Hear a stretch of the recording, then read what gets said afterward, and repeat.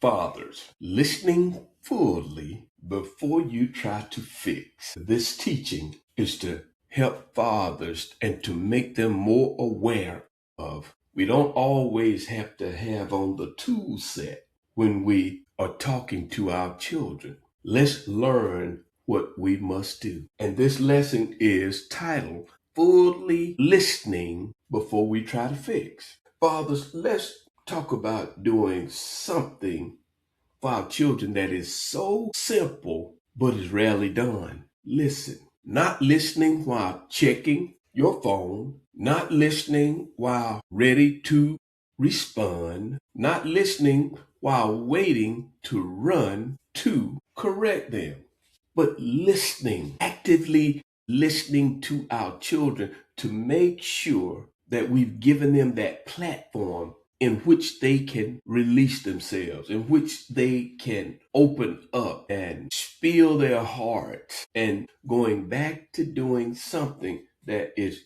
rarely done, and that is to give our children our undivided attention, but fully listen to them. Listen to them. Too many fathers hear a problem and switch to solution mode.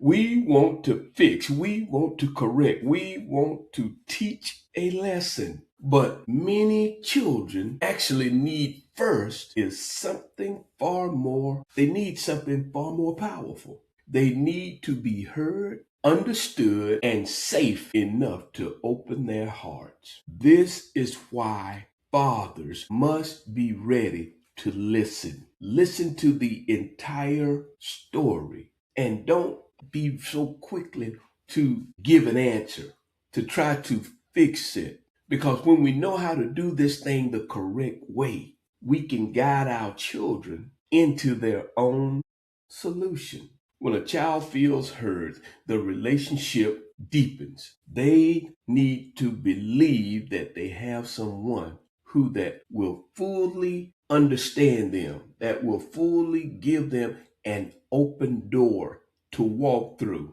When a child feels interrupted, corrected, or dismissed, they begin to close the door emotionally. Yeah, they start to say to themselves, I can't never say anything. My dad is always ready to give his opinion before he hears my heart out. And if we're going to be that father that where the children will always have a safe place to land, remember the runway. If we're going to be that runway for our children, then we must be ready to listen fully. And fathers, once that door closes, it becomes much harder to reopen. Didn't say impossible, but it does become harder because we've got to go through several cycles to show our children that, hey, I'm a different dad now. I see things and I hear things differently and I want to help. Section 1, why fathers jump into fixed mode. Well, the reason fathers have jumped into fixed mode is because that's what we've seen. That's what we've been taught, is that we are there to repair. We are there to help our children get through what they're going through as quickly as they can. We see a problem and our mind immediately goes to, where do we go? How do I fix this? That's the first place we go before we ever begin to get into their story. As a matter of fact, when they say, Dad, can I talk? We're ready. How do I correct this? How do I stop this from happening again? We are with our children, not in a race, but a lifelong journey. So we need to listen. We need to hear them tell what is in their hearts. Therefore, we can give them a safe place to land. Sometimes they are bringing us a feeling to process. But children are not always bringing us a problem to solve. Sometimes they're bringing us an emotion to process. Dad, why did this happen? Dad, I am hurt. I am a little confused. So let them speak. Man, the greatest opportunity as fathers that we get is when we've made the conditions acceptable for our children to come to us. A child may say, Dad, my friend ignored me today. The father may say, just ignore them back. No, that's not how we begin to truly fix this problem. Not really. We don't fix it this way. Problem solved, right? What the child may have been saying is, Dad, I felt rejected today. The problem was not the friend, the problem was the emotions.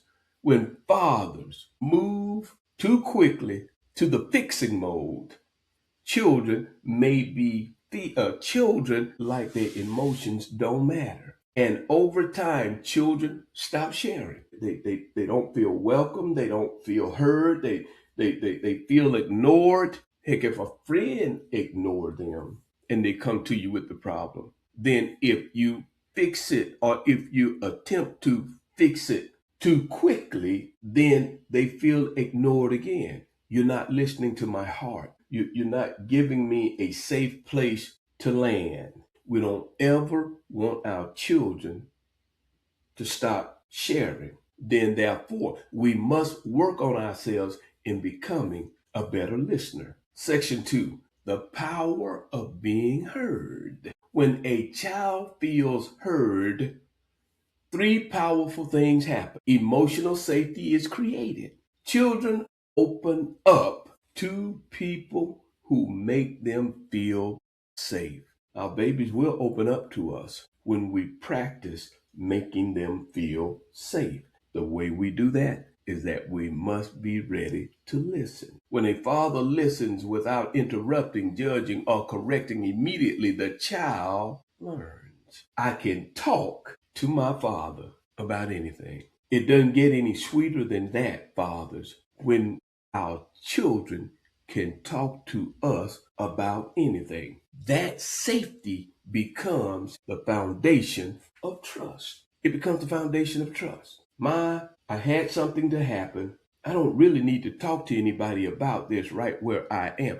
I can't wait until I get home, or I can't wait until I get my dad on the phone to talk to him, because he fully listens to me. He allows me to process my emotions. He walks with me through processing my emotions. Children learn emotional intelligence when fathers allow children to express what they feel. Children learn to name and understand their emotions. We're walking them through this. They learn frustration, they learn sadness, they learn disappointment, and they learn embarrassment. We must be ready to deal with our children in these four areas. How do they handle the frustration? How do they handle the sadness? How do they handle the disappointment and embarrassment? And they should not have to go through this by themselves. That's why we're there, to help them navigate these emotional trails that we all will experience or have experienced. Instead of suppressing those emotions, they learn how to process them in a healthy way. This is such an important piece, because we all will deal with frustration. The children, they all will deal with being embarrassed. Somebody may say something inappropriate, but we need to teach our beautiful gifts on how to handle things in a healthy way, so that they can lead even in those situations where they might have been embarrassed, because by the words that they choose to use, by the lessons that they've learned from their fathers. Because guess what? We are raising leaders. And when a child learns not to speak from emotions, but speak from their heart, meaning that they've given whatever category, the frustration, the embarrassment, the sad, wherever they're speaking from their heart. Therefore, they don't speak just simply because they're trying to hurt somebody or that they are hurting. Fathers build deeper influence. This will help you. Here is the secret many fathers miss. Influence comes after understanding. It's very, very difficult to help the child if we don't understand what they're going through. When we don't listen fully and get the entire story, if a father listens first, the child becomes more open to guidance. He becomes more open to being led by dad because he knows that my father has my best interest at hand. But if the father interrupts too quickly, the child may hear the advice but reject the messenger. That's why it's so important, fathers, to set the standards. How will I listen to my child when they approach me with a problem? And keep in mind what we said earlier. It's not the individual that might have hurt them. It's how do I deal with the disappointment, the sadness, the pain that I'm dealing with right now. Help me to process the emotions. Therefore, we can talk our children down from this very, very intelligently, lovingly, and it will make them gravitate toward us more and more. It deepens our relationship. Influence come after understanding. If a father listens first, the child becomes more open to guidance. But if the father interrupts too quickly, the child may hear and reject the messenger. Listening builds influence. We understand the importance of listening to our children. We are their leaders. And if we're going to teach them how to lead, let us set the best example for them we can. Section 3, the damage of constant interruption. When fathers interrupt constantly, several negative patterns develop. Children shut down. We don't want that. We don't want our children ever to shut down on us, because when they do, we have to start digging. We have to rebuild the confidence. We have to rebuild the trust. It's not bad, but we have to do the extra work to get our children to open up to us again. A child may begin to think, Dad does not really want to hear what I have to say. These little minds will start to process things, so they stop talking. And fathers, we don't want that. We don't want our children to stop talking. So this is where we truly dig down and work on ourselves, even when our children are talking to us. By listening, we're working on ourselves. By listening, we're giving them that safe place to land. By listening, we are telling them matter. Just listening. And they open up and they can talk freely about what they're experiencing. Children go elsewhere for advice. We don't want them to shut down.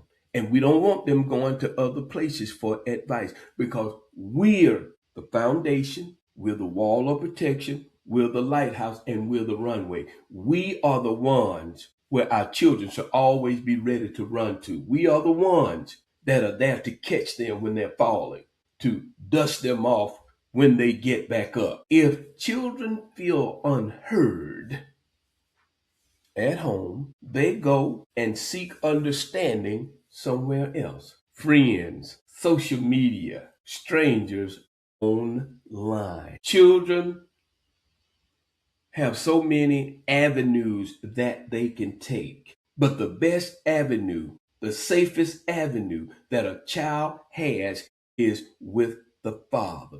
The father that loves them, the father that listens to them, the father that embraces them, fathers that will walk with them through this emotional trail that they're on. We talk them back. We express to them, or we show them how we feel by giving them the place to land. Friends, social media, and strangers online, we are losing our children's voices slowly.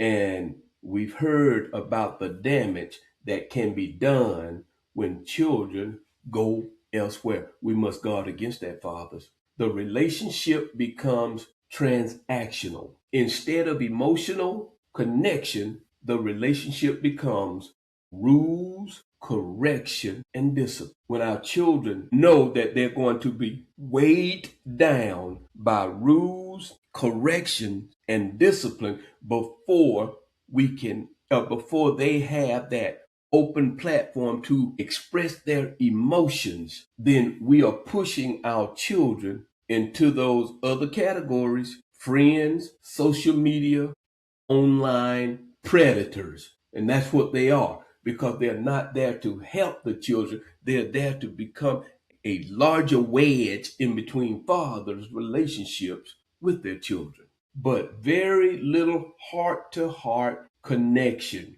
Rules, corrections, discipline brings very little heart to heart connections. If we're going to meet heart to heart, let's give our beautiful gifts the platform to speak what's on their heart. This is how we deepen our relationship. This is how we build the foundation so the children can feel secure when they come to dad. Section 4, how fathers can practice better listening. Fathers, here are 4 simple practices that can transform your relationship with your child. Number 1, pause before responding. Listening to what they have to say. When your child speak, pause. Don't come back quickly. I got the answer. No, just listen. Just listen to your child. Take a breath. Let them finish what they want to say before you start responding. Let them get it out. This, fathers, this exercise is where we are building a stronger connection with our children. When we keep our emotions regulated, therefore, we can teach our children by demonstrating how to keep their emotions regulated. Number 2, ask questions instead of giving immediate solutions. This is where we walk our children into the solutions in which they are seeking. Ask questions instead of giving immediate solutions. Instead of saying, you should have done this, try asking, how did this make you feel? Get them to thinking how to express their emotions, what they're going through. What do you think you should do? We are walking and coaching our children. We are getting them to think while going through the process, what happens next. We are leading, coaching our children into the fixing of their own problems. But first, none of this can happen until we as fathers understand the importance of listening. Questions keep the door open. It keeps the door open because it's making them think not about who did what to them, but about the emotions that they are feeling. How did this make you feel? What do you believe you should do next? We are walking with them. In other words, we are building leaders, because this is how they learn to keep their emotions in check. Even when they get by themselves, some of the questions, if we practice this enough, Father, they will begin to ask the questions. And can you imagine being approached by your child and they are the ones that said, Dad, I thought about how did this make me feel? Dad, I kind of thought about, okay, what do I do next? They are talking in front of you to themselves, and they've done this because they've seen you do it again and again by showing up and giving them that open platform. How do questions keep the door open? Remember that. 3, reflect what you heard. Nothing tells a child that my daddy is listening to me is when you repeat back to them what they said. You can say something like, so that made you feel like this when that took place. This tells the child, my dad listens. My dad understands me. My dad truly wants to know what is going on in my life. Give advice only after fully listening. Once your child feels heard, they become more open to guidance. And they're really going to reflect what they see in you. If you remain calm, then they will calm down. If you remain unemotionally checked, then they're going to be unemotionally checked, and we would not have accomplished anything. Once your child feels heard, they become more open to guidance. Fathers, is nothing like being welcomed in to your child's world. 4. Give advice only after listening fully. Once your child feels heard or become more open to guidance, then you can say, would you like my advice on this? Would you like my thoughts? Now, this has opened the door up with respect instead of resistance. Our kids want to come in, fathers. Let us give them that safe landing place. When we practice this, they will always be ready to open up their hearts, because Dad has demonstrated time and time again that first they will listen to my entire thoughts. Section 5. The relentless father mindset. Relentless fathers understand something powerful. Their children do not just need discipline, they need connection. They want to feel heard. They want to feel as though they matter. They need to know their father sees them, hears them, and values their voices. This is what we need to be doing, fathers. Value them, see them, and we understand and hear them. Fathers, this is the most powerful place where we can build deeper relationships with our beautiful gifts, with our children, where we can make them feel desired, where we can make them feel understood, make them feel safe and secure. A relentless father is not just a man who provides. He is a man who creates emotional safety, as we said before. And sometimes the greatest leadership a father can show is not in what he says, but in how deeply he listens. Give them that runway to land. That's what we are. We are the runway, so our children can come in safely to land to get a refill so that they can take back off and soar. But if we don't know how to listen, the last place we want them to do is to try to find another place to land and run out of fuel and crash. Let us be that runway that's always available 24 hours a day, 7 days a week, 365 days a year. Closing call to action. Others. Today, I want to challenge you with one simple action. Tonight, when your child speaks to you, put the phone down. Look them in the eyes. Let them finish every word. I want to repeat that. Tonight, fathers, when your child speaks to you, put the phone down, look them in their eyes, let them finish every word. Do not interrupt. Please, if you have to constantly talk to yourself while your children are speaking to you, you can hear what they're saying, but you are continually reminding yourself that they are landing in a safe place. Do not interrupt. Just listen, because the greatest gift you may ever give your child is the feeling that their voice matters to their father. Keep marching and stay relentless.